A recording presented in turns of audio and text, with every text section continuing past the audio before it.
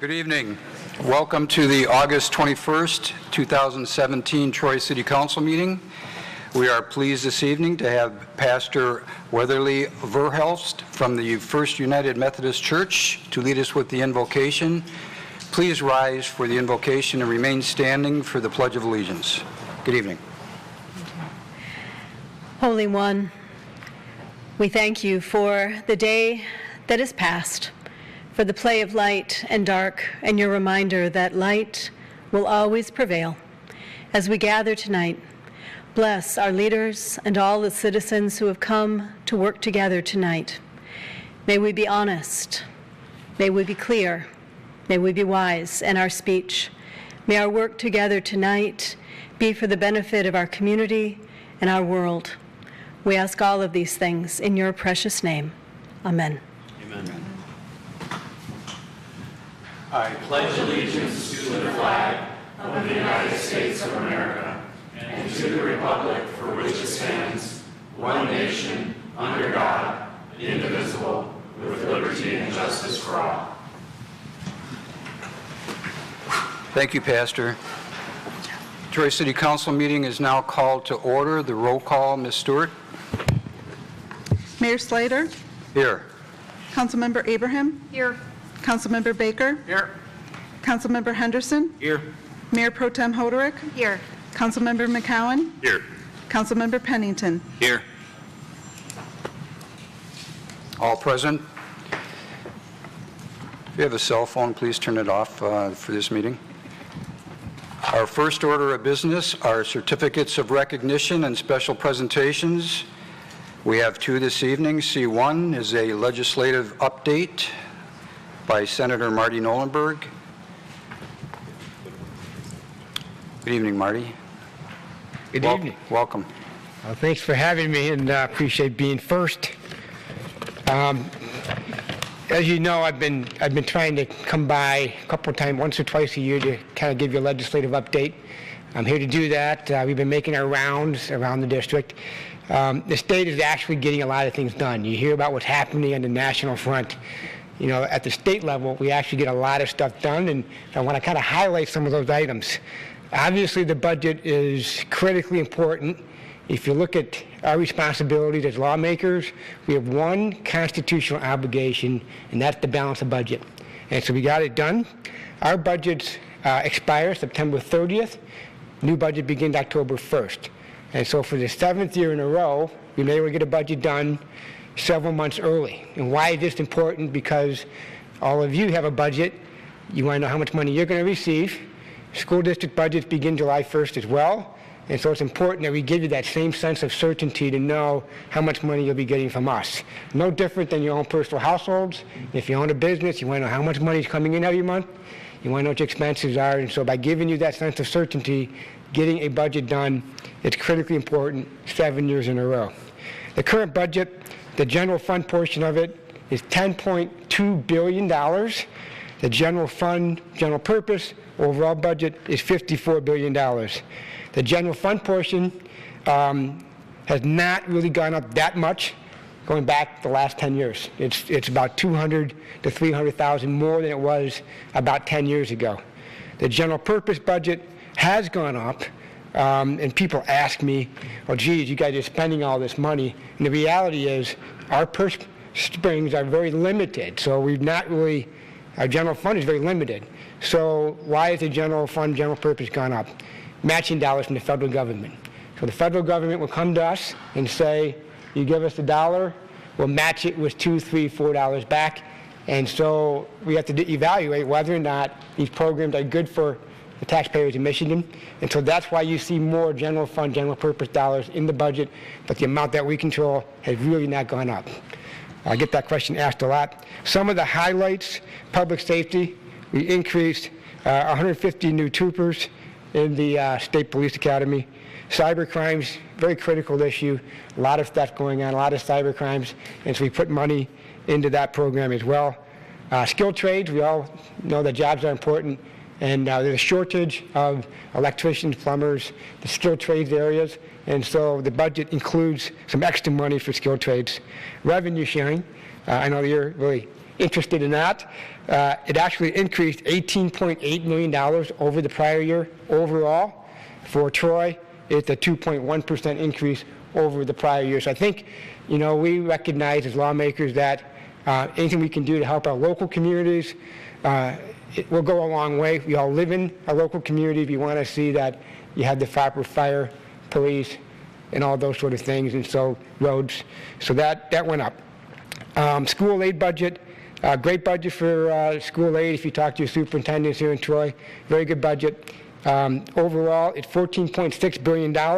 It went up $415 million over the prior year, up $2 billion since 2011. So in the last 6 years, you've seen funding for education improve quite a bit. In fact, we also increased funding for at-risk students. And just because Troy is probably a little above middle class, we do have at-risk students. And so previously, Troy was not getting the proper allocation for at-risk funding. And so that is also a part of the budget, really good budget. Higher ed, 10% increase. Again, difficult for families to pay for college. And so we felt that putting more money in the higher ed arena would be of help. MIPSers, I know you're somewhat familiar with this and not going to get into all the details. This is the retirement system for school teachers. And just so you know, there is a $30 billion hole presently in that plan. It has gone up, and this is no lie, 11,000% since 2000. And so the current system was simply unsustainable. And just to be clear, it only affects teachers that are not in this system today. So if you're a teacher right now, your retirement system is exactly the same. It only affects new teachers, which means January of next year. So in January next year, there's 2 different plans that they can opt into. I won't get into the nuts and bolts of it, but basically it converts them to a 401k style system, the same as mine. The exact same plan that I receive is what future teachers will receive. So just to be clear, teachers presently in the MIPSers plan today, their plan will not change. How does that affect you? There's a lot of talk about revamping the retirement system for local governments, and the objective that we're trying to look at are those districts, those communities that aren't doing the right thing. So if you are properly funding your retirement system, we're going to leave you alone. But if you're in one of those municipalities where you have huge holes in it and it's unsustainable, we got to do something, because those cities will collapse. How we do that, what that fix looks like, I don't know, but that's kind of what we're working on, and that's sort of where the noise is. So to be assured, I know this community doesn't have to worry about their retirement system being changed. We're not going to touch it. Real quickly, the big issue on the opiate issue, it's an epidemic, not only in our community, but statewide. A number of bills will address this. I got a piece of it. There'll probably be more bills coming out as well as we have further discussion, but it's a huge epidemic statewide. I chair I'm the vice chair of education, so I've got a bill in there that would allow our school districts to decide for themselves when they want to start their school year. Right now, they can't start until after Labor Day, and so my bill would essentially allow school districts to decide if they want to start before or after. So if a school district wants to start after Labor Day, no change. If they want to start before, right now, they've got a petition to the state of Michigan, go through all kinds of paperwork, and essentially the state of Michigan is granting them. Why burden them with all this paperwork? And then finally, I know we talked about this before, my I-75 bill that went into law. And I closed on that because I just want to let you know that this wasn't something that I just thought up of. This was brought to my attention by the Michigan Municipal League and also SEMCOG. They recognized the problem. They came to me understanding that I had communities that would be adversely affected, Troy being one, Royal Oak being the other. And so my message before I depart here is that if you have ideas or concerns or need legislation changed, I'm here to help. And so I don't just sit there in my bed looking up at my ceiling deciding on what I need to do as a lawmaker. It's really the input of the community, and I appreciate that kind of feedback. And so I want to put that in your radar. The school start bill is another example. I was approached by my superintendents and said, look, we'd like the ability to start earlier. Right now, it's very difficult. And so I'm just trying to react to what is being expressed to me. And so before I close, and happy to take questions, there is I'm hosting a senior tribute on Monday, October the 2nd. It's in Royal Oak. It's 9 o'clock in the morning till 2 p.m. It's free lunch, free door prizes, free vendors. We try to make it a little more hip. You know, we have some jazzercise folks there to kind of inspire people. So there's a lot of wellness features to this. I know. It's and over there looking over there, hey, I'm 54, so I'm like right in that, art mode. But anyway, it's a free event. The public is welcome. Free lunch. It's a great time. This will be our third year in a row. We had about 700 people attend last year. Everybody's welcome. With that, happy to take questions from the members here. Thank you, Marty. Questions from council? I'm not going to let you go that easy. There's a resolution in our packet this evening that I'm going to introduce later on tonight addressing Senate Bill 395. I hope at some point you get a chance to take a look at that and the resolution. And if it does pass tonight, we're going to ask City Administration to send that resolution to your office and see if you'll get behind us in support of this Senate bill. And it deals with gathering petitions. Although it was introduced by a Democrat, I hope you will agree that it's a nonpartisan issue, that I think we're all striving to try and make sure that there's honest and true behavior gathering petition signatures. So hopefully you get a chance to look at that, and we can talk more if you want to on that. Yeah, I'm somewhat familiar with it, and just what's interesting is when the ballot proposal dealing with this part-time legislature thing, I actually saw a picture that said, if you sign this petition, you will eliminate lifetime health care benefits for legislators. It doesn't exist. We did away with that about 6 or 7 years ago, and so just for the record, lawmakers do not get lifetime health care benefits. That was done away with several years ago. So, false advertising is not a good thing, and obviously we have a process where people can petition, the citizens, and I certainly respect that, but it needs to be done in a truthful and honest way. And so, maybe the legislation would provide some penalties for those that aren't being truthful. And so maybe that's the thing that is needed, so we have more people being truthful in what they're asking people to sign for. I think that's all we're asking. Thanks. Any questions? Thanks, Marty. Always nice to see you. All right, thank you very much. Thank you.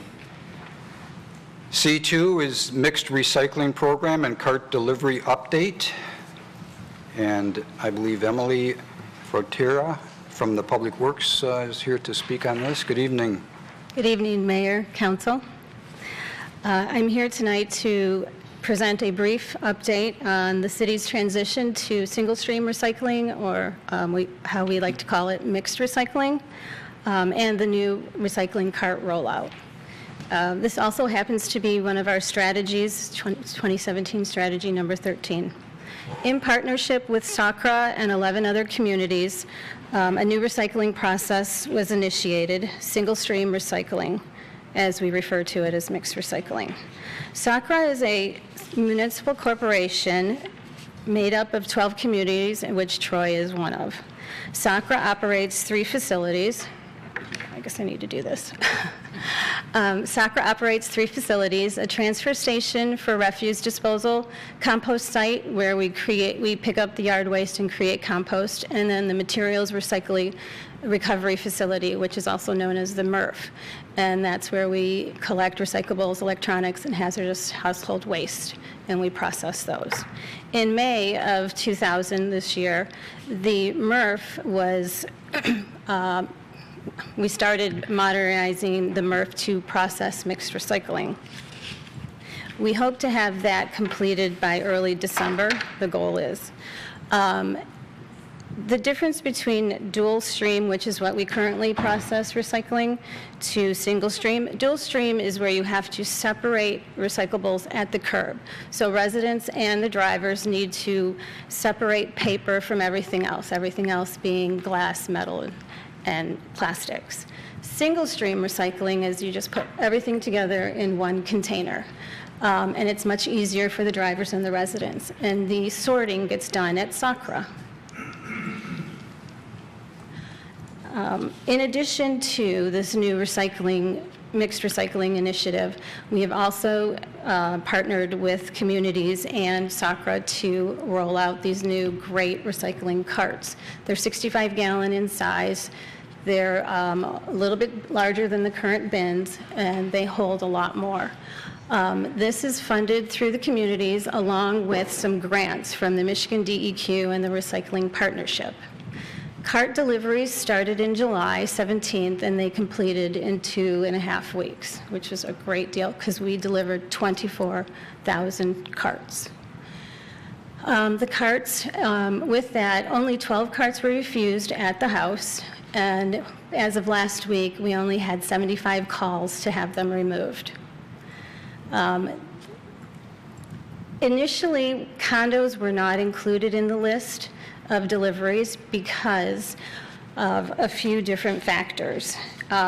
We don't know the condo association bylaws that prohibit people from keeping carts or anything outside of their homes, limited storage space, and lack of a garage to contain these carts.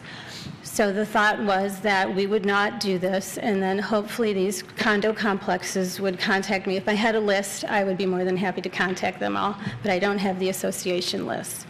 As of last week, I've had 3 condo complexes contact me, and I'm adding them to the list. Delivery will start immediately as soon as I get addresses over to them. And I've had 2 complexes call and say thank you for not delivering those. So, yeah. The new carts are optional. You can use a bin or the cart. We just ask that you don't use both. The old bins, we're asking that you repurpose those. They make great storage containers, especially for Christmas lights or whatever you keep in your garage, baseballs, basketballs. But if you don't want to keep the bin, they are welcomed at SACRA for recycling. Also, future considerations for these carts are additional carts to the residents, and we're also looking at possibly making larger carts or smaller carts if somebody wants something a little bit smaller. There are many benefits to these carts and this new mixed recycling initiative. Obviously, the bins are 3 times larger, or the carts are 3 times larger than the bins. They are much easier and more convenient to use. They come with a lid and on wheels, so you can just roll those out. You obviously collect increased recyclables with this, which we've actually seen so far through drivers telling us. Tringali has told us they've seen a huge increase in recycling, as well as SACRA. Less waste is going to the landfills, and then there's also the cost benefit to the city and residents with lower disposal costs and increased recycling rebate. There have been a few phone calls and some misunderstanding as far as what is acceptable and what is not acceptable. There was a packet included with each cart, but I do know that there were a few surprises. Batteries are no longer accepted. The reason being is they are extremely flammable. And we are no longer separating at the curb. So we no longer can take these batteries out from the bin and put them in their own little isolated area. They're all getting mixed in. Also, scrap metal is no longer allowed in the bins. We'd like to keep those to just the metal cans and small containers. But other than that, it's the basic, dues, paper, cardboard. If you can flatten the cardboard and not just wedge it into the cart, that would be great, because our guys are lifting these carts, and if it doesn't come out, it's a little difficult on them. So, other than that, I think it's been a great transition so far. I'll take any questions. Thank you, Emily. Councilman Baker? It's not so much a question, but as a comment, you touched on it briefly, but I do know several people who are recycling more now because they're saying it's easier and they have more access to it, and it's easier to take the cart out. And I think that's important for us to remember. It's a cost savings for the city, or a benefit for the city, because we get credits back for the more we recycle and the less we have to send to the landfill. So that alone, I think, I'm anxious to see the numbers next year and how this will play out. I'm sure there'll be an uptick, I would hope anyway. So, but thank you. I know you field a lot of calls, and I've asked you a few myself, so I appreciate that. And No worries. it's been very helpful. It's all been good. Thank you. Councilman Pennington? Thanks, Emily. I was just curious, now that we're getting more recycling, but they don't take batteries, where can citizens take a battery? Just Batteries, all of these items still are accepted at SACRA. You can take them to SACRA, but then I also know that your Best Buy will recycle batteries. A lot of the grocery stores will recycle plastic bags, and actually SACRA takes styrofoam at the facility. We're actually the #1 recycling facility for styrofoam. Thank you. Thank you, Emily. I get nothing but positive emails about the recycling, and especially how quickly you got them distributed. I think that was way ahead of schedule, wasn't it? Yes, yeah. They did a phenomenal job. Yeah, good job. All right. Thank you. Thank you. There are no carryover items this evening. We have one public hearing. E1 is adoption of the Brownfield Redevelopment Plan number 8 for Somerset Plaza at 2830 West Maple Road, north of Maple, east of Coolidge. Section 29, I see Glenn Lapin, our Economic Development Specialist, ready to go. Good evening, Mayor and council members. Tonight's public hearing is for Brownfield Redevelopment Plan number 8, Somerset Plaza, located at 2830 West Maple Road. It's the northeast corner of Coolidge and Maple Road. This $5.4 million redevelopment project includes the demolition of the existing empty, vacant office building on the western end of the site, and the expansion of the retail center by about 14,000 square feet throughout the rest, and then the building of 2 outlots in the parking lot. In addition, there'll be resurfacing of the parking lot and other facade improvements to the remainder of the shopping center. As many of you know, there's since 1967, there's been a dry cleaner facility on that site, and so there'll be some remediation activities taking place on that site as well, along with the installation of a stormwater detention system. We have with us tonight members of the development team. We have Elizabeth Masserang and Mike Kolka from PM Environmental, and Jordan Jonah from AF Jonah Company, and I'd like to invite them up. They're going to give a brief overview of the project and can answer any questions you might have. Thank you, Glenn. Let me open the public hearing. Good evening. That's all I need to do. Good evening. Good evening as well. I just want to provide a quick area overview. As Glenn described, the property is at the northeast corner of Coolidge Highway and West Maple Road. And as he alluded to, there is a current vacant office building in the corner of the property, as well as an existing shopping center that is partially occupied. The proposed redevelopment, as Glenn indicated, involves the expansion of the existing strip mall building after the demolition of the office building, as well as the new construction of 2 outlet buildings. The Brownfield Plan request includes a request for reimbursement on expenses that are related to some remediation and due care activities that are necessary in association with the dry cleaner, demolition activities, asbestos activities, and environmental assessments. As Glenn had indicated, there's an approximately $5.4 million private investment associated with the project. The current taxable value is approximately $1.5 million, and estimated post-development to be around $5.5 million. The duration of the Brownfield Plan is anticipated to last 13 years, and within that cost, however, includes a contingency of 15% and a 5-year simple interest. And I guess kind of with that, we're just open to answer any questions you may have related to the project or the Brownfield Plan itself. Thank you. Any questions from council? Councilman Baker? I think I know the answer. I watched you at the Planning Commission. But anything you can say about potential tenants to replace Whole Foods, or what the plan is, if you have any thoughts or any hopes at least? So 'cause I get asked a lot because it's... Of course. Good evening. Thank you very much for having us tonight. I wish I knew the answer. It's very hard to go and lease a space on pictures alone. We believe in the site. It's a great site. We do not have any replacement tenant for Whole Foods. I really do wish we did, but we are searching. We're going to make the best decision for the center. It's going to be a retail use, of course, and enough hard work and time and money, I'm sure it will work out. So. It's turning into a great corner, so I think you'll have some success there. This will be a great addition to the corner. Any other questions? Thank you. Thank you. I don't see that anyone has signed up in the audience to speak on this item this evening, but does anyone in the audience want to speak on this item this evening? Seeing none, I will close the public hearing, return it to the table for resolution. Councilman Baker? I'd like to move E1, adoption of Brownfield redevelopment plan number 8 for Somerset Plaza, 2830 West Maple Road, north of Maple, east of Coolidge, section 29, as printed. Support. By Councilman Baker, supported by Councilman McCowan, that we approve E1, which is the adoption of the Brownfield redevelopment plan number 8 for Somerset Plaza, 2830 West Maple Road, north of Maple, east of Coolidge, section 29. Further discussion? The vote, Ms. Stewart? Mayor Slater? Yes. Councilmember Abraham? Yes. Councilmember Baker? Yes. Councilmember Henderson? Yes. Mayor Pro Tem Hoderick? Yes. Councilmember McCowan? Yes. Councilmember Pennington? Yes. Motion passes. Congratulations. Thank you for choosing Troy. Thank you. Thank you. Looking forward to a great project this morning. Thank you.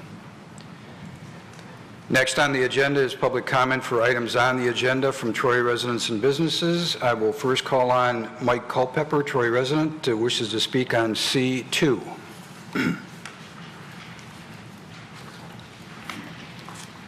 Good evening, Mike. Good evening, Mayor and City Council. Tonight, my name is Mike Culpepper. I live at 1236 Autumn Drive, and I'm representing the Manor Homes of Troy Condo Association. We had an issue earlier, a couple of weeks ago, where we were not included in the recycling bin distribution, and that has been resolved. We're very happy with that resolution. We thank Emily and all those other people who were involved with that, and we're ready to go and happy to recycle. All right. Great. Thank you. Thank you. Jeff Hurd, Troy resident, wishes to speak on I-6. Good evening. Good evening.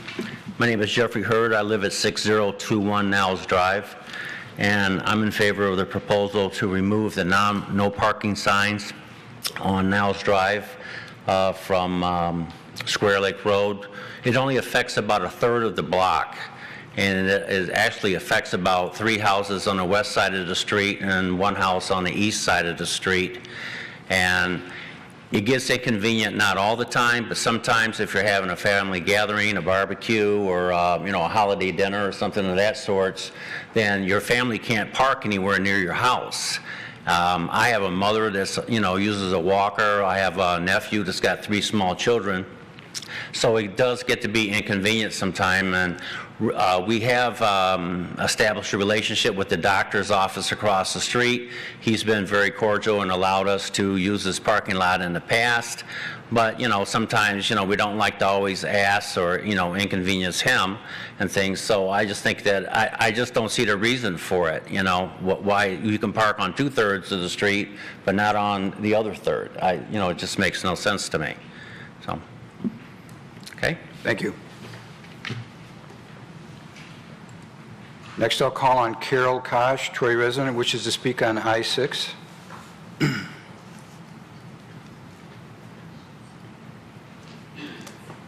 evening. Good evening.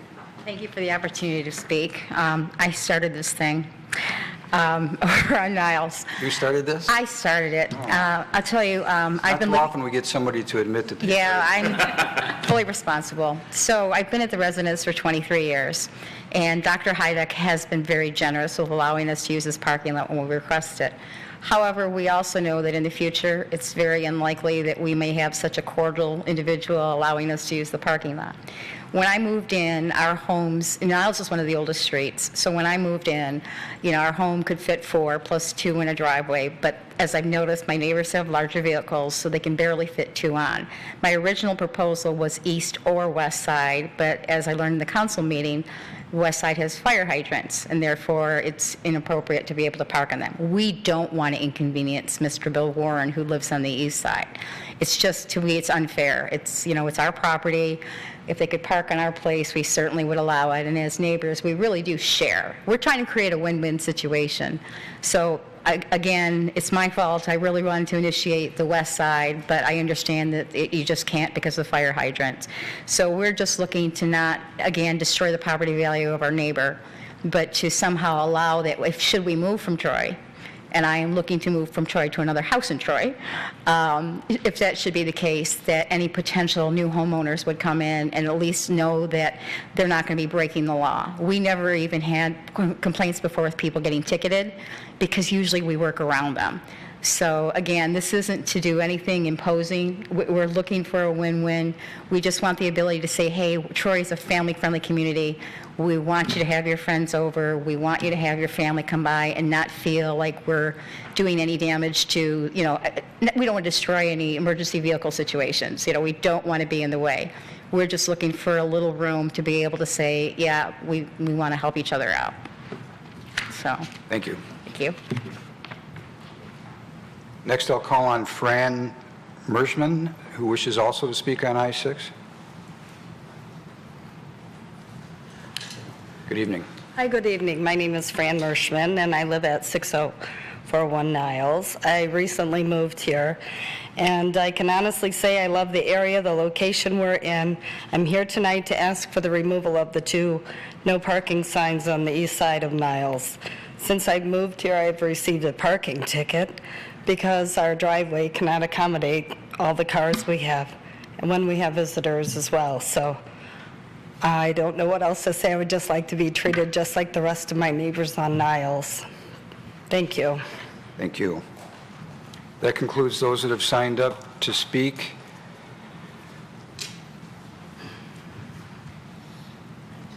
This is an opportunity for council or administration to speak. I know this I-6 will be up later this evening for a resolution. Anyone on council wish to speak before then? There are no postponed items, so we will move to regular business. I-1, board and committee appointments. There are no mayoral appointments or city council appointments this evening. I-2A is mayoral nominations. There are none this evening. So I will defer to Mayor Pro Tem Hoderick for city council nomination. Thank you, Mayor. I do have 3 appointments tonight, or nominations, my apologies, nominations to the Historic District Study Committee. These would be 3 ad hoc appointments: Barbara Chambers, Lori Huber, and Charles Segault. And typically you hear me say for a term ending on a certain date. The ad hoc is for a project-by-project basis, so it's for a project that they'll be working on. Support, but do we need to move the resolution first that allows for the ad hoc committee? Or is it all part of it? Just my question, sorry. Mayor? City Attorney Bloom. Yes, there is a resolution that is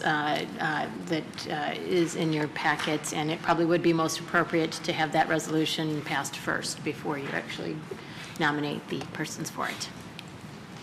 Mayor Pro Tem Hoderick, would you want to move that resolution also? Yes. Where is that? And supported by Councilman Baker? At the top of page 8. It's right at the top. So We're going to move the resolution to establish a Historic District Study Commission and then add those members as ad hoc. Yes. Do we need to read that resolution into the record or as printed? As printed? I'd like to move it as printed. Thank you. Moved by Mayor Pro Tem Hoderick and supported by Councilman Baker that we establish the Historic District Study Committee by resolution as printed in the agenda packet and nominate for that ad hoc committee Barbara Chambers, Lori Huber, Charles Salgott.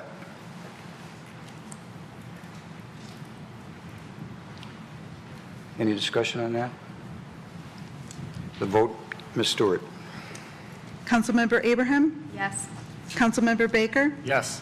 Councilmember Henderson? Yes. Mayor Pro Tem Hoderick? Yes. Councilmember McCowen? Yes. Councilmember Pennington? Yes. Mayor Slater? Yes, motion passes. Next is I3. The agenda packet states no closed session requested. I am going to move that therefore be it resolved that the Troy City Council suspends the rules of procedures as allowed by Rule 23, and be it further resolved that the Troy City Council shall adjourn into closed session as permitted by MCL 15.267A to continue the evaluation of the Troy City Attorney. Support.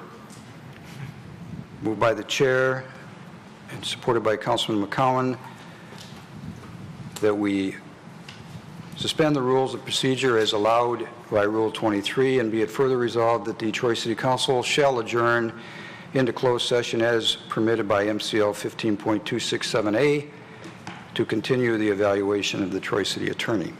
Any discussion on that? The vote, Ms. Stewart. Councilmember Baker? Yes. Councilmember Henderson? Yes. Mayor Pro Tem Hoderick? Yes. Councilmember McCowen? Yes. Councilmember Pennington? Yes. Mayor Slater? Yes. Councilmember Abraham? Yes. Motion passes. I4, request salary increase. I4, I would move that we will table this item until the next City Council meeting. Support. Moved by the chair, supported by Councilman McCowen, that we table I4, the request for salary increase resolution, until next City Council meeting. Discussion? The vote, Ms. Stewart. Councilmember Henderson? Yes. Mayor Pro Tem Hoderick? Yes. Councilmember McCowen? Yes. Councilmember Pennington? Yes. Mayor Slater? Yes. Councilmember Abraham? Yes. Councilmember Baker? Yes. Motion passes. I5, the approval of amendment to MDOT contract number 2011-0231/A3 for the Troy Multimodal Transit Facility. Good evening, Bill. Good evening, Mayor and Council. The item before you is the third amendment to the MDOT contract for the Troy Transit Center. This amendment does allow the city to seek reimbursement of its cost for land acquisitions out of the remaining funds available in the ARA grant. Michigan Department of Transportation and Federal Rail Administration require that the city approve the amendment before the end of the fiscal year so that distribution can be made before the funds are returned back to the federal government and reappropriated to other projects or other agencies. The grant money is in addition to the FTA funds that we already have received for land acquisition. And then finally, the amendment secures the remaining federal funds from the AIR grant. It's a little bit over $1.6 million at no cost to the city. And we obviously recommend approval of the amendment. Thank you, Bill. Any questions for Bill? Thank you. Councilman Pennington. I'd like to move I5, the approval of amendment to MDOT contract number 2011-0231/A3 for the Troy Multimodal Transit Facility as printed. Support. Moved by Councilman Pennington, supported by Councilwoman Abraham, that we approve I5, the approval of amendment to MDOT contract number 2011-0231/A3 for the Troy Multimodal Transit Facility as printed in the agenda packet. Discussion. The vote, Ms. Stewart. Mayor Pro Tem Hoderick? Yes. Councilmember McCowen? Yes. Councilmember Pennington? Yes. Mayor Slater? Yes. Councilmember Abraham? Yes. Councilmember Baker? Yes. Councilmember Henderson? Yes. Motion passes. I understand we're going to hand deliver that tomorrow morning? Yeah. Okay. I-6 is the Traffic Committee recommendation and minutes of July 19, 2017. I see Bill Hootery, our Deputy City Engineer, is also here to speak on that item. Good evening. This Traffic Committee item would normally be on the consent agenda, obviously, but there are two resolutions here, so we needed to have a brief discussion at least. The aerial up top shows, this is the area, the yellow here, is the east side of Niles that was posted no parking back in 1987, along with the west side. Residents came to the Traffic Committee in July requesting the removal of the no parking zones. You heard a few residents speak about that. The west side was not recommended to be removed because it is the fire hydrant side of the street. The east side was recommended by the Traffic Committee to be removed. The large parcel here is Mr. Warren's. This is 6044. It's almost 300 feet in length, and it is the only residential property that's impacted by the removal of the parking zone, the no parking zone on the east side.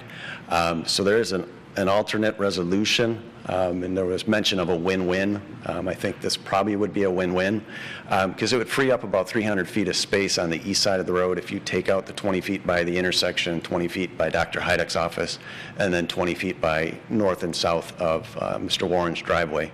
It's about 400 feet of frontage from Niles, or from Square Lake up to the his north property line. So it'd free up about 300 feet, let's say 20 feet per car. You're talking about 15 spaces on the east side that would become available for legal parking.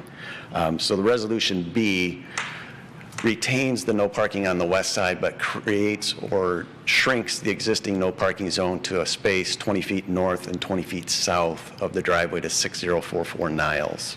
And that is the resolution that, or the recommendation that would be recommended to be approved by council. Councilman Pennington? Bill, so Mr. Warren, was that the B, the modified resolution, is what he was in support of? Yeah, Mr. Warren had objected to any change on Niles prior to the Traffic Committee meeting. He was ill, was not able to attend. The residents that attended and Dr. Heideck also attended all said that parking at the doctor's office is no longer an issue because he does most of his work out of a hospital now. So the overflow parking is not an issue like it was back in '87. So the tone of the meeting, everybody that was there was in support of removal of the east side. Well, the one property, the only residential property impacted by the removal of the no parking zone on the east side is Mr. Warren's. So after the meeting, he did contact me. We went back and forth a few times trying to come up with something that would give him some relief. He's got a large trailer, fifth wheel, that he wants to bring in and out and not be impeded by people parking close to his driveway. So looking at the frontage there, he's got almost 300 feet, another 100 feet on Dr. Heideck's office. If you can free up 300 feet of space, that's pretty significant parking that would now be available that was not previously, but still provide him 20 feet north and south of his driveway. Councilman Baker. Has the alternate resolution been proposed to the neighbors, like who are? I did not bring it back to them. I talked to Carol today. Yeah, I did call her today. She said she had emailed me after the meeting, said she had talked to Mr. Warren, trying to come up with a win-win resolution. I did not bring it. We did not go back to Traffic Committee with it, thinking that it would still provide relief to Mr. Warren, but provide residents the availability of space that they don't have right now. Any questions for Bill? Mayor Pro Tem Hoderick? So just to be clear, we like B. We like B, yeah, yes. Okay. Well, B seems reasonable. I think within 20 feet of somebody's driveway is reasonable. And having said that, I will move I-6 3B, resolve that the traffic control order number 87-8-P be modified and the no parking zone be revised to establish a no parking zone from a point 20 feet north to a point 20 feet south of the driveway of 6044 Niles Drive, and no change is made to the west side of Niles Drive north of Square Lake Road.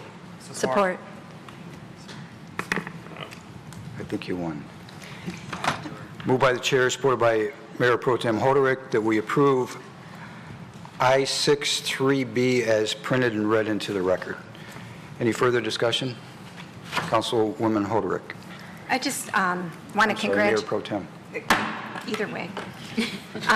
I just want to commend the neighbors coming together and our traffic committee and you, Mr. Hudery, for doing this kind of conversation, figuring out what the best solution is to create the win-win, and recognizing the importance of the safety considerations that the city always has in mind. Sometimes we look very restrictive, but those are the kinds of things that we look at. And I just think this is local government at its best. And what goes on in our backyards and our front yards and our streetways really, really matters. And I'm appreciative of you all working it through together so carefully and professionally. Thank you. The vote, Ms. Stewart? Councilmember McCowan, Yes. Councilmember Pennington, Yes. Mayor Slater, Yes. Councilmember Abraham, Yes. Councilmember Baker, Yes. Councilmember Henderson, Yes. Mayor Pro Tem Hoderick. Yes. Motion passes. Bill, how soon will that be, how soon will those signs be up there? I meant to ask you that and I forgot. Just so the neighbors know. Typically, I need to get the minutes because then I do a traffic control order. That goes over to Public Works. They have to call in a missed dig, so you got 3 days for that. So what we like to say is 2 weeks. 2 weeks? Yeah, minimum 2 weeks from probably Thursday. So it'd probably be sometime right after Labor Day. Thanks. Yep. Next on the agenda is the consent agenda. Does any council member wish to pull a consent agenda item this evening? Councilman Baker? I'd like to pull J4A. J4A, okay. Any other council member wish to pull an item? Councilman Henderson? I'd like to move all items on the consent agenda with the exception of J4A. Support. Moved by Councilman Henderson, supported by Councilman Pennington, that we approve all items on the consent agenda as printed with the exception of J4A, which shall be considered after the consent agenda items. Discussion? The vote, Ms. Stewart? Councilmember Pennington, Yes. Mayor Slater, Yes. Councilmember Abraham, Yes. Councilmember Baker, Yes. Councilmember Henderson, Yes. Mayor Pro Tem Hoderick, Yes. Councilmember McCowan. Yes. Motion passes. Councilman Baker, I was going to pull that also, but I'll defer to you first. I'm happy to defer back. We spoke a little bit about this. We've asked some questions about it earlier. And then perhaps you have more facts than I do in front of you, but as I understand, the lease for the courthouse is up in 2019, and they have a right to renew, but with the charter amendment ballot proposal that will be on November's ballot, there's risk that any contract renewal such as this would require a separate vote of the people in a subsequent election, and I think it might be wise to have a conversation with the court administration and find out if they're aware of that, number one, if they plan to stay in the location, number two. It's obviously a city-owned property that we need to maintain, and I understand that. But I think that if there could potentially this could be tabled till the next meeting so we could meet with them or have a conversation with them just to make sure we're all on the same page and discuss any potential ramifications prior to allocating $600,000, assuming the roof's not going to cave in the next 2 or 3 weeks, or by a 2 or 3 week delay. I think that would be wise. Yeah, I would agree with that. I have a little more information. And unfortunately, I think this city council is going to be dealing with these type of issues now till the November election due to this petition that's going on the ballot. Should we spend $600,000 on a roof when we really don't know whether we're going to renew this contract or not, and whether that petition is going to get approved or not? At the same time, the court is looking at investing $500,000 in upgrading their security at the courthouse. So you're talking about probably within the next 6 months 6 months of investing over $1 million to invest in a building that we're not sure whether we're going to have a lease with the court until after this election in November. So I think it would be, I talked to some court personnel this evening and indicated that it might be best, they weren't aware of this petition at this point and what bearing it may have on the lease going forward. So I would agree, and if we can get consensus from council to table this to the next next city council meeting so that our city representative, court representatives, the county building representatives can meet and make sure that everyone understands that until after the election in November, we're not sure whether there's going to be a lease on this building or not. Councilwoman Abraham. Just a question. The construction season in Michigan is limited at best. And according to the memo, it looked like there was intent to have this finished by mid-November. Will the delay of 2 or 3 weeks until the next meeting interfere with those plans to be done before the winter season this year? Thank you. Good evening, Council and Mayor. The Schreiber company that is being proposed to be awarded for this contract originally stated that they would have a mid-September start time and they would work through October to meet that November 15th deadline to have these. So I believe the next meeting being September 11th, giving a week to put the contract books together, and assuming that the Schreiber company doesn't book anything other jobs until they hear from us, I believe that the roof still could be completed as planned by November 15th. Thank you. Thank you. Councilman O'Connell? Yeah, sorry. It's something that I would also like to stress the urgency of. I know you've, DPW Director of Evan Sleep, I know you brought it up before that the roof is in rough condition. It's unfortunate that we're in a position where we have to wait, given, in my opinion, the ballot initiative. I agree. I understand the concern. I think conversation is absolutely necessary, but it's unfortunate. I feel like it puts staff as well as the court in a tight spot, because I know you've mentioned before that the roof is in a bit of a condition. At this point, we're very reactive to the roof repairs. We did have a infrared scan done in 2015, and we've made most of those repairs. Unfortunately, we can't see everything, so it's become very reactionary. So if the roof does leak, we're there immediately to make those repairs, but there is still a bit of an inconvenience to the administrative staff, where typically the roof does leak the most to that staff until we can get there and make those temporary repairs. Councilwoman Abraham? My concern is if there's any leaking into electrical systems and presenting a safety hazard for employees. Are we at that point yet? Or, again, timing is everything. Is it that severe? Or has that presented itself as an issue to date? No, it hasn't, but I don't want to stand up here and say it can't, because, there is electrical throughout the roof and within the trusses, and so I can't say that it won't happen, but it has not presented a hazard as of yet today. Thank you. Councilman Henderson? I think earlier in the agenda review meeting, there was some mention of maybe a less expensive, stopgap under a couple $100,000, but at the end of the day, if we don't end up leasing this to the court, it's still our building. We're going to have to maintain this for whatever purpose that we would have to maintain it for in the future. But I think the importance of what's going on here is the fact that we have a lot of these kind of conversations that are going to come before us as we try to contemplate, the what ifs and whatnot of the language that's going to be on the ballot this fall. So. That said, people need to give strong consideration to the things that that ballot language can affect over time.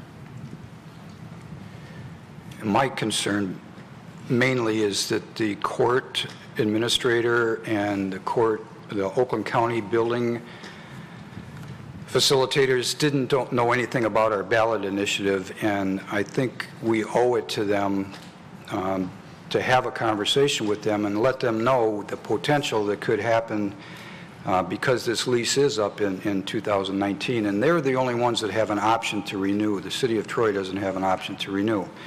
So, you know, if this initiative passes, I'm not sure that the county will want to lease that building from the City of Troy. So I think we at least owe them a conversation.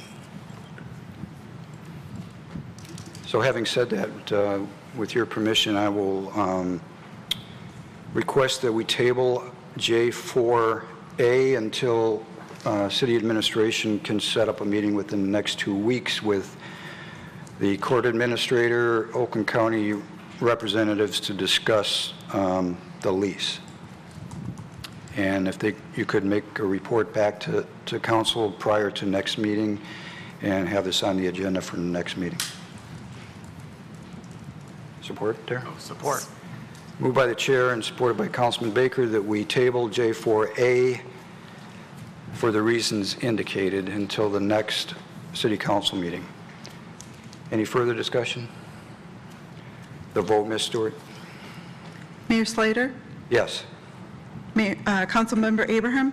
Yes. Councilmember Baker? Yes. Councilmember Henderson? Yes. Mayor Pro Tem Hoderick? Yes. Councilmember McCowan? Yes. Councilmember Pennington? Yes. Motion passes. Next is memorandums and future council agenda items. There are none submitted this evening. Next, public comment for items not on the agenda from Troy residents and businesses, and I'll call upon James Savage, Troy resident.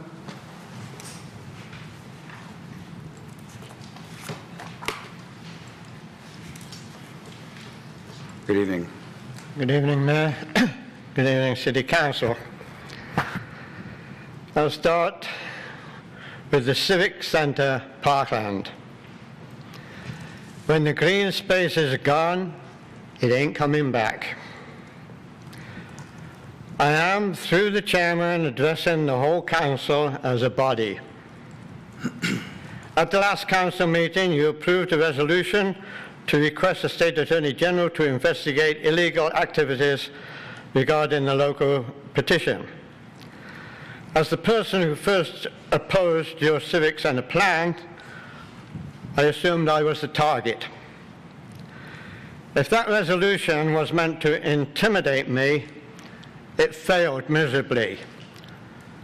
I've been threatened before for standing here and speaking my mind. It was many years ago.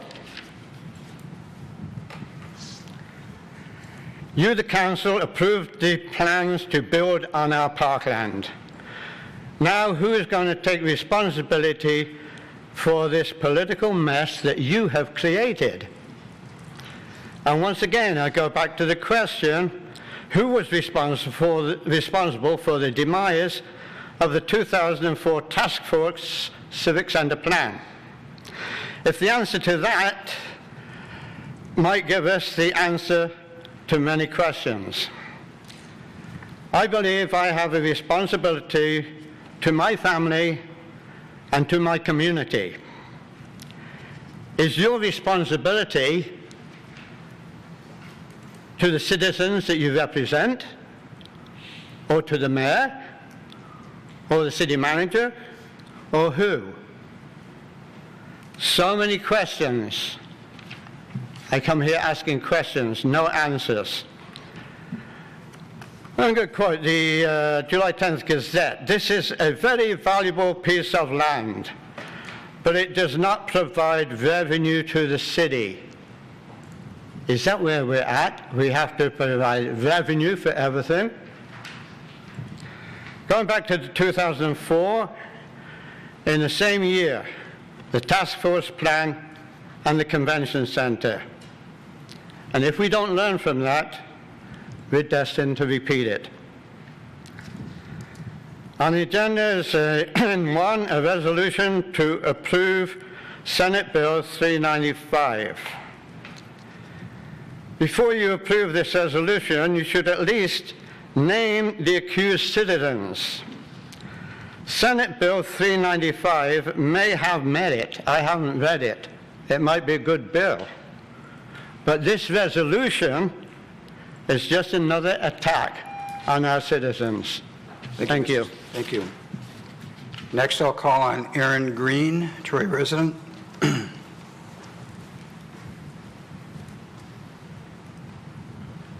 Good evening, Good Council. Good evening. I just wanted to speak, not exactly, but in a bit of a rebuttal to that. I wanted you to know that I don't think of your actions trying to investigate the actions of the petitioners as alleged actions of the petitioners as a direct attack on anybody. As somebody who encountered these petitioners and who heard many stories of some of these petitioners, I'm aware that what was being espoused by them as what your views were or the purpose of the council's proposal and their intent to railroad this or do this sneakily or hide anything, and to conflate the amendment to our charter with this community center. The result of that is that this is on the ballot this fall. And the way that it was phrased in some cases was outright false, in other cases was very misleading, and in many cases was highly aggressive. And the petitions were, in some cases, I have photographic evidence that I have seen, not my own, where this was potentially circulated improperly. Those have been thrown out, but that's worth investigating. I don't see that as an attack, and I feel it's wholly appropriate by council. I don't think that that's likely an attack on an individual. I think it's doing your due diligence to investigate what's going on. Having seen this council meeting and knowing how many other things can be affected, but having seen specifically already this evening we're talking about an immediate $1.1 million and more going forward, plus potential relocation of the court, plus whatever that might entail. And that's one particular facility which will, again, still need to be maintained and which will then potentially even have to go everything, whether that's the roof or sale or release to another tenant or changing the terms of the leases, that's all going to have to go theoretically to the voters. That means every time that something like this comes up, this is going to happen. This has stalled council. This could push the roof not a month. This could push this project a year. That's enormous. And the idea that the city has to wait a year for something that's a potential safety concern that could result in the relocation of an important facility in our community is ludicrous to me. I think it's an awful thing that this is even going to be on the ballot because it is already, and you'll pardon, it's already scaring council into being extremely cautious and putting parties who have no business being affected by this in a difficult position, along with council. And I think it's awful that we have to do this. I hope it does not pass this fall. Thank you. That concludes those that have signed up to speak on items not on the agenda from Troy residents and businesses. This is an opportunity for City Council, City Administration response. Councilman Henderson. First, I'd like to address not the last petitioner, but the one previous. Council didn't make the decision to pursue that. There were irregularities on ballot petitions that came in that caused the city clerk some concern and got law involved. So to throw that on City Council, we had zero input in that. That happened before. We didn't even know about it until after the fact. So the decisions that we've made post that decision by the city clerk to have some investigations done is just talk at this point. Also, I think that I forget what channel it was, but some of the people that were circulating petitions indicated that they thought it was beneath us to investigate this. And again, to reiterate the fact, some of the petitions that came in had some abnormalities and irregularities that needed to be investigated, and that's what took place. So we had zero to do with pushing that through. Thank you. Councilman Baker. I also, Mr. Savage, I admire your passion, and I thank you for coming here every week and stating your position. You've been very consistent with your thoughts, and I think that they are heard, and we're listening to what you're saying. I would love to answer some of your questions. I don't necessarily have the means to do it. I wasn't on council in 2004, 13 years ago, when that plan and the task report came out, and I don't know why decisions weren't made to move forward on some of that. I would ask that you ask the council members that were on council then, for probably the few years after that. It was a different city manager at the time. I would imagine all of those people would have the answers as to why they didn't. I could certainly speculate, and I think I did with you at the last meeting. We spoke a little bit. The economy took a big turn shortly after that, a couple years after that, and I'm sure that played a role when the city was looking at how to spend their tax dollars of the community. Additional beautification projects on the Civic Center property got pushed very low to the bottom as city services and the library, other things came up, were deemed more important at the time. I would imagine that played a role, but please ask the mayor at the time, the council members at the time, the city manager at the time. They may be able to give you a better answer as to why they specifically didn't move forward with it, and I will try to reach out to you. If you get the answer, please come back and tell us at the next meeting. I'd love to hear. And to follow up on Councilman Henderson's point, again, we didn't make a decision to investigate with the Oakland County Sheriff. We don't know who is being investigated. I'm not privy to that information. No one's told me. And in fact, I asked, but they still wouldn't tell me. So, and again, the recommendation we made to send a letter to the Attorney General's office with the information that went, we can't force the Attorney General to do anything, but what we did say is there's an investigation pending in Oakland County. We at least think you should know about that investigation while you're reviewing all the materials. It's certainly not punitive towards you or any other specific individual that I'm aware of. I don't think that's how government should be done, and I would never participate in some exercise like that. And I'm sure all of us up here have the integrity not to do something like that. So I understand you may feel that way. But again, I appreciate you coming forward and talking to us each week or each meeting.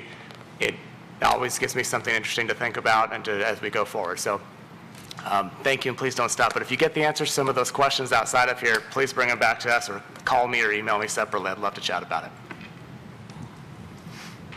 Any other comments from Councilman Pennington? I just want to reiterate something of what Councilman Baker said. Mr. Savage, we as a council would never target an individual, and I'm a little disheartened to hear you say that. We had some information that some of the citizens were possibly misled on the petitions. We would never take that out on anybody personally, and we just wanted to forward our concerns to, the proper authorities. Thank you. Any other comments? Councilwoman Abraham. In a previous council meeting, one of the individuals that spoke at public comment referred to that plan, that 2004 plan, and had indicated that, in fact, some elements of that plan were actually implemented. So I'm wondering if it's possible if we could get some sort of report that indicates which of those items might have been implemented so that, we can have the conversation based on facts. Councilmember Abraham, it's a great idea, and Mark Miller is working on that right now. And in the interim, if anybody wants to read it or a copy of it, we'd surely give it to them. But there will be a report coming up about the status of many of the activities that were discussed in the 2004. Thank you. Any other comments from Mayor Pro Tem Hoderick? Just a factual clarification, we have not never approved a plan for our Civic Center. We are going through a process of considering if there's something we should consider at the Civic Center. And we were going through a process of looking at, as many communities across the state are, the idea of public-private partnerships to achieve some of the vision that was in that 2004 plan. I remember that. It's been informing my thinking every time I look at this. So I just want to be clear, if any residents are watching, just to be factually accurate, there was no plans that we were moving forward on with the Civic Center. And we had not voted, and we're not looking to ram this down the community's throats. I am listening to residents, and I'm hearing residents, the whole idea of green and investigating and protecting as much green, we hear it. We're talking about it. We talked about it last time to look at, even besides the Civic Center, what are areas that we need to look at. People are asking the right questions, and we are listening. The fact is, I also hear from many residents that are interested in looking at how we can enhance this property. And that's all we were doing. And I would never personally be attacking those that questioned that or wanted to look at this language. But the fact is, there are unintended consequences, I think. I don't think the group came forward thinking or understanding all the potential ramifications. And I don't for a single second, I would never tell anyone that that's the case. But the fact is, there are unintended consequences that are going to be strong-arming, and already are as of tonight, this council in terms of its ability to manage. And that just needs to be factually understood. Not attacking anyone as we do that, trying to work with everyone so we can move forward in a constructive way. I think that's the objective of everyone here. That's the tone and tenor that we would like to carry forward. And we hope that that is reciprocated back.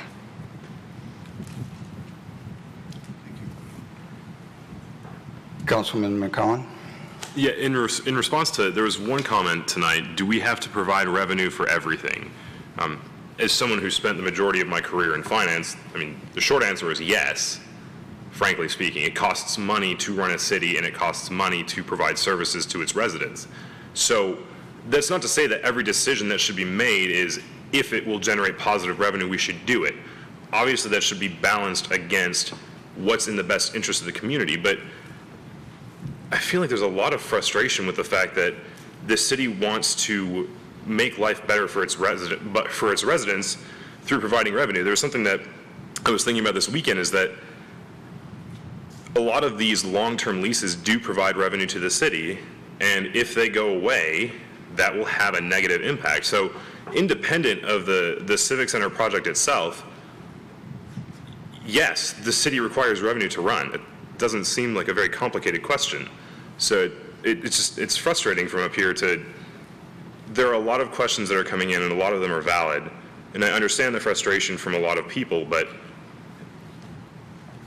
we're trying to communicate this and work with the residents and work with people to really understand what's actually going on. And that's where I'm frustrated, at least. That's me. Thank you. Any other comments from council? Mr. Savage, just to wrap this up for me, I think Mayor Pro Tem Hoderick was spot on. Unfortunately, this council was never given the opportunity at this point to follow through with taking a look at a potential plan. That plan very well could have incorporated 2004 ideas, but we were never allowed to get to that point where we took a look at that. And along came this ballot initiative that kind of put us on hold, and I think there are unintended consequences. I think your intentions were good, but we're gonna pay for this. And my question to you is, if you were in charge of making sure that all of those signatures were valid and legal, and you found irregularities and potentially a criminal issue, should that person just overlook that? Or should that person report that to the authorities? Well, she did her job, and she reported it to the authorities. The authorities thought enough of it to start a criminal investigation. But I think it's very public that it's only one person. Now, as far as us sending a resolution to the Attorney General, the Attorney General's office felt, and there was enough there, that they sent it to their Criminal Investigations Division. So nobody's making this up. Nobody's trying to finger point. The person that's in charge of making sure those are valid signatures did her job. Next on the agenda is council referrals. There is one council referral N1 that's been submitted by myself, and there is a new resolution that was placed on council's desk. So I think it might be important that I read this into the record. Whereas Senate Bill 395 was introduced by State Senator Curtis Hertel Jr. on May 23, 2017 in response to increasing reports of individuals gathering petition signatures under false pretenses, which then would be punishable as a misdemeanor. And whereas Senate Bill 395 states that the individuals who circulate or obtain signatures on a ballot question petition shall not intentionally make a false statement or misrepresentation concerning the contents, purport, or effect of the ballot question petition.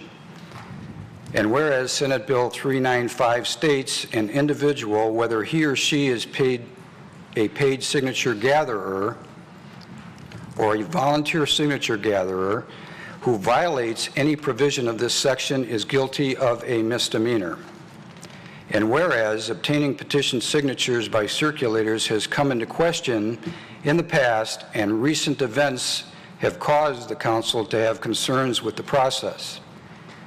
And whereas the City of Troy is in receipt of a petition to amend the city charter filed by Save the Troy Civic Center, filed on Monday, July 31st, 2017, and whereas the City of Troy has received many complaints from residents stating that they felt uncomfortable around the circulators or approached with misleading information. And whereas the City of Troy's Clerk's Department received a notarized affidavit from a resident questioning signatures obtained. The resident claimed that there was an incident where the petition did not have the header information completed. And whereas the City of Troy desires honest and true behavior for circulators, focusing on the integrity of collecting signatures. And whereas Senate Bill 395 would assist with prohibiting a petitioner or circulator from misleading or misrepresenting the contents of a petition.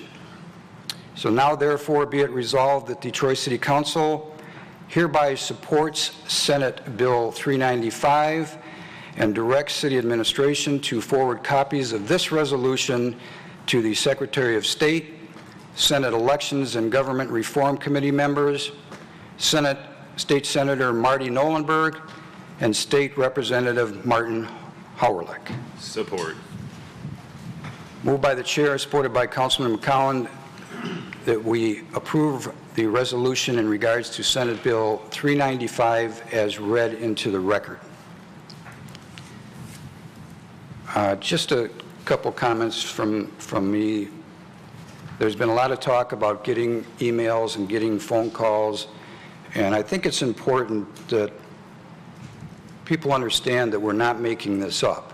So I'm going to read some of the emails and information that I got. I'm not going to put any names to this, and I'm going to make it pretty generic, but these are the type of emails that I'm getting. In fact, this first one came from a lady that doesn't have email, but she thought it was so important that I get this information that she called the city manager's office and asked them to write the email for her and sent it to me. Because she says she's been following the petition story in the news. She went to the library during the petition drive to return a book. She felt uncomfortable as she approached the library because the petitioners were in such a large group and took up the entire sidewalk, so you had to interact with them to get in the doors. She felt intimidated.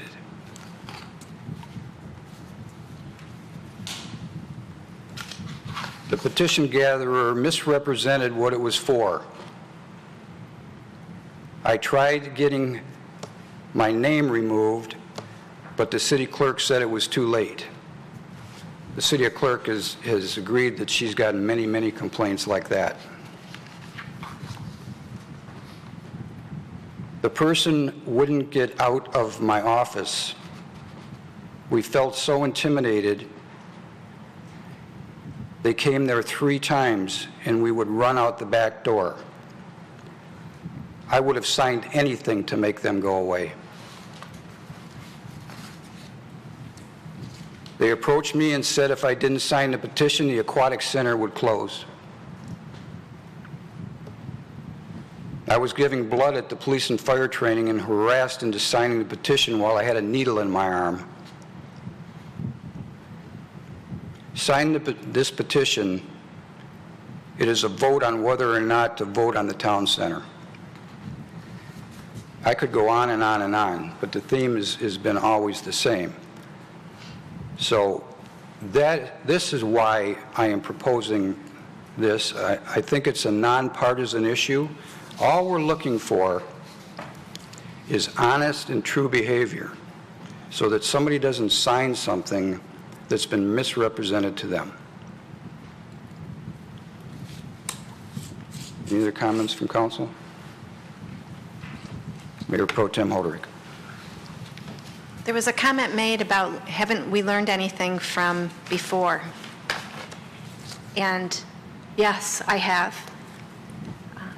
These petitions, when we are looking to change our charter, cause tremendous anxiety and divisiveness in the community that is hard to overcome. And the charter changes we've had in recent years that have gone through this process have made it difficult to manage the city and to make decisions. We need to learn from that, and it would be my hope that what we're talking about is talking from a place of fact, factual information, not misrepresentation of information, not hearsay about what can happen, even leading up to now. This is on the ballot in November. So I hope everyone involved in this conversation will have it and talk about it based on facts and not twisted scenarios of what may happen. It's critical to have factual, honest conversations to have a quality community. And elected officials are held to a standard that, legally we will be bound to really look at language that goes out to residents about this. And you know what? Those in the community that for or against the idea aren't going to be held to the same standard. So it becomes a personal decision that each person has to make about how they have this conversation. Based on what I've seen in previous years, I'm extremely concerned that people will get caught in potentially misrepresenting the facts of the matter. This is one way to try to ensure that kind of factual discourse. Let that be part of our DNA here in the city of Troy. Let us learn from all of that and together have this conversation in a factual way. Councilman Baker. Thank you, Mayor. Initially, I'll be honest, I was hesitant to sign on to something without having read the Senate bill itself. I have pulled it up and looked at it, and the main points are in your proposed resolution here. And I think that, it's important. I think everyone can agree that people who are circulating petitions shouldn't be lying or misrepresenting, regardless of the Civic Center property. I don't think that's anything that the people of Troy would be opposed to. And and I'd be anxious to talk to you if you were, frankly. But, this particular Senate bill, it prohibits, from making an intentional false statement or misrepresentation. And, is to make it to those statements to an individual who signs the ballot question petition, an individual who desires to sign the ballot question petition, an individual who is requested to sign the ballot question petition, an individual who makes inquiries with reference to the ballot question petition, an individual to whom the ballot question petition is presented for signature. Those are the different groups that it's prohibited from making these false statements to. And just so everyone knows, if you haven't seen the full content of it, it also includes a constitutional amendment petition and a recall petition. So before anyone votes on anything like that, I think it's important that we know what's in there. And as far as I could tell, there are, as I look at some of the senators that are co-sponsoring, I see, Hertel is a Democrat, but I see at least one Republican on there, so it looks like there's the potential for bipartisan support, at least at this stage. So just wanted to add that. No, I think that's important.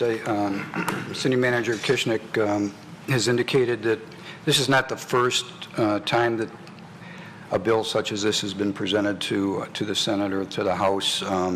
It really hasn't gotten a lot of support because I don't think they're getting a lot of feedback from communities.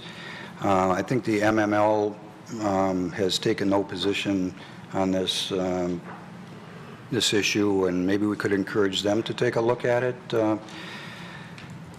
I think the more this happens, at least maybe we can get them thinking about it. Councilman Henderson. I support your effort to make this bill known. If you haven't had somebody on your doorstep asking you to sign a petition and try to ask them pointed questions about that and see them stumble around because they don't really necessarily even know what they're talking about or what they're wanting you to sign, then you haven't lived long enough. So, I mean, you have to be able to trust the language that people present in front of you and the fact that they're going to present you with a logical argument about whatever it is that they want you to sign on for. I'm to the point now where I don't sign any petitions just because you just don't know, who supports it, who's behind it, and whether or not they're being truthful and honest with you when they present it. So, and this is statewide. This is a national thing. This isn't just a Troy situation. Although this recent scenario with us certainly points in that direction. So I support this. Thank you. Any other comments? The vote, Ms. Stewart? Oh, Councilwoman Abraham, I'm sorry.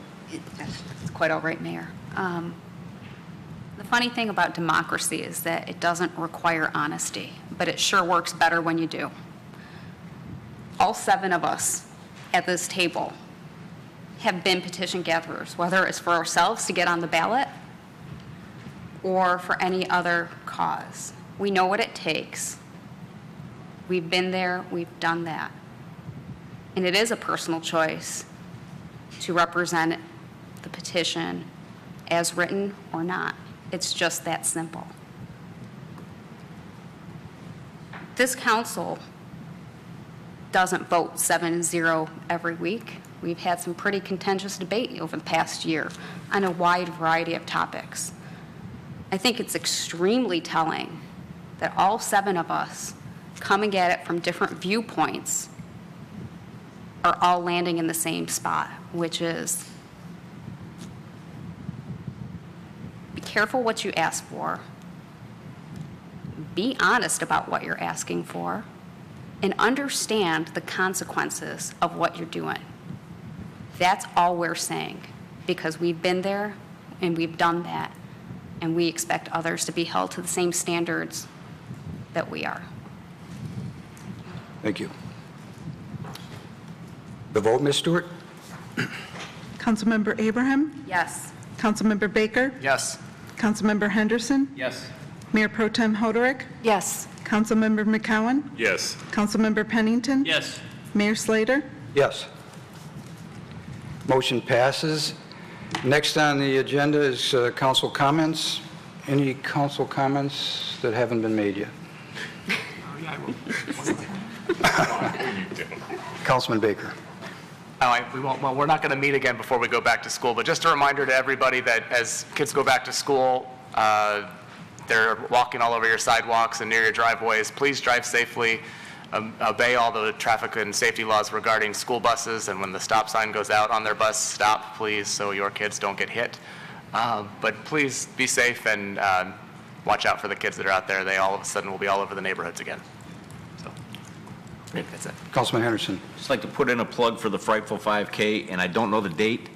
I participated last year by standing around and moving donuts and cider around. It's October 22nd. October 22nd. So it's a fun run. It's at the Civic Center property, and everybody will have a great time. And again, I will not run, but I'll hang out. So. Any other comments from council? Just briefly, I know we discussed agenda review. Just so the public knows, city attorney, city manager are working on putting together the ramifications for the initiative. When can we expect, when can council expect something on that? So we're going to talk about it at staff meeting tomorrow at 10 o'clock. But I don't know, Mayor, if you wanted to take the time now, the next week or two, for council members to submit comments, questions that they hear out there that would be relevant to put in what would be a content-neutral flyer is what we're putting together. Yeah, I think at least there's a lot of gray area as to what the word use means, and if we have a 3-year contract, is that going to be nil and void? Are all of the contracts going to be nil and void? But I think that's a good idea. If council has questions that they would like to have answered, maybe the manager's office can compile those questions and add them to your list and then get those to us. Fortunately or unfortunately, the city attorney's going to have a lot of work to do to figure this out. I don't want to speak for Lori right now, but you can see that coming up, all the definitions and what is and what isn't. Right. Mayor? Just to add to that as well, I have initiated conversations with the Attorney General's office as well.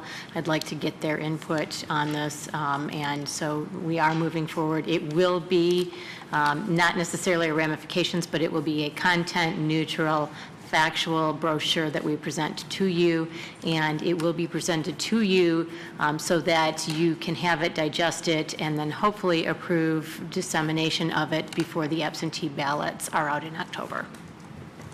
Very good. That was my question about timing, when we really, absentee ballots go out 5-6 weeks before the election, so really we have until end of September October, to get it. actually. I'm sorry. Well, okay. We'd like to present it to you as early as possible. We're not sure if the first meeting is going to be possible, but certainly the second meeting, and then you also will have the first meeting in October, the first regular meeting, and then of course you could schedule special meetings if it becomes necessary as well. Okay. Councilwoman Abraham. And certainly, there could be multiple mailings. Council could make the decision to mail maybe once before the AVs go out, and maybe once again closer to the election, correct? As long as they are content neutral and as long as they're not a proponent or an opponent, council can decide what they want to send out to its residents and how they want to disseminate the information about the brochure, about the charter amendment. Thank you. Any other council comments? Any comments on the reports that were in the agenda packet this evening? I don't see that anyone has signed up for comments on items on or not on the agenda from members of the public outside of Troy. We will adjourn to continue a closed session. Thank you for coming this evening.